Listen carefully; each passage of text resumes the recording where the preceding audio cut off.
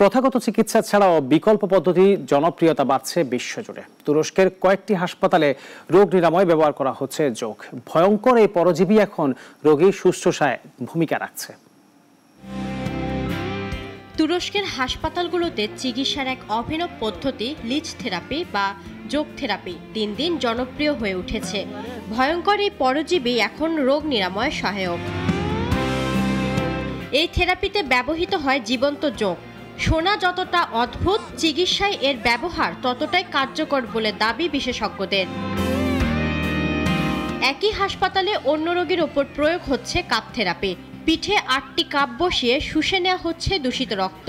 ঘাড় ও পিঠের যন্ত্রণায় এটি নাকি বেশ কার্যকর।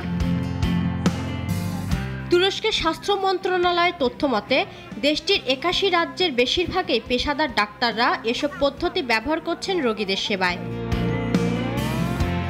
ইফাত আরা মিথিলা, নাগরিক।